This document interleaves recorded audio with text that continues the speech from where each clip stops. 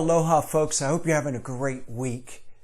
Last week, during our update, we still didn't know who the president-elect was. And even though there's been an announcement this week, there's a lot of uncertainty. There's a lot of unknowns. There's certainly a lot of unrest and division.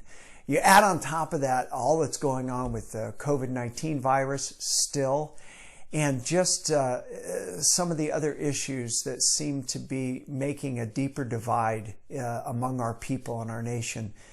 Man, these are very difficult times. It reminds me of the little book in the back of the Old Testament, the book of Habakkuk. It's only 3 chapters long, but it's very interesting. The prophet Habakkuk is questioning God. He's living in uncertain times, and he's trying to figure it all out. Listen to what he says. In verse 2 of chapter 1, he says, "How long, O Lord, must I call for help, but you don't listen? Violence is everywhere. I cry, but you don't come to save. Must I forever see these evil deeds?" So Habakkuk's going, God, I don't get it. I'm looking around. I'm seeing all this bad, and I cry out, and I ask for help, and I don't hear anything from you. And God answers him. Listen to what he says. He says, "Look around at the nations. Look and be amazed, for I am doing something in your own day. Something you wouldn't believe, even if someone told you about it. I'm raising up the Babylonians."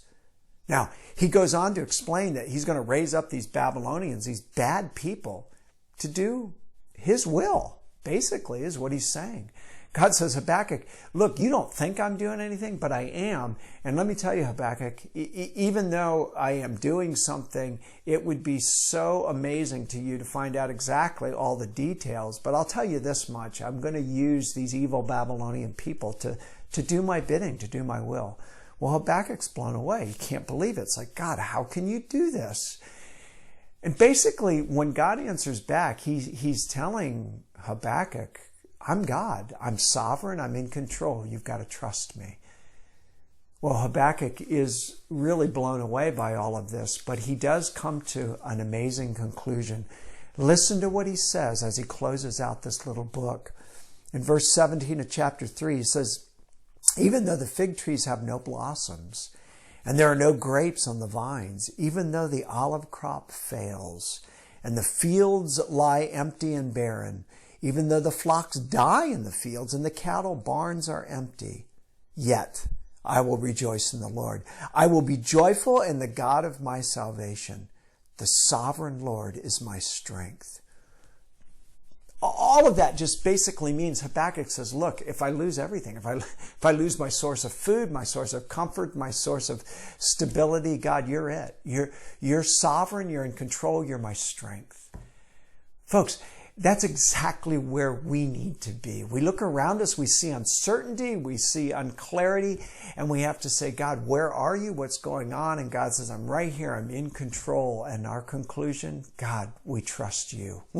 We believe in you. You are sovereign. You reign. And even though we don't understand it, and even though we might lose it all, God, we're holding on to you. Man, if we ever needed to be in that place as a people, it's right now. I want to encourage you, hold on to the sovereign God because he is in control and we can trust him. Hey, as we close out our time together, don't forget our theme verse, Romans 12:12. Rejoice in our confident hope. Be patient in trouble and keep on praying. Hope you have a great week and hold on to our sovereign God.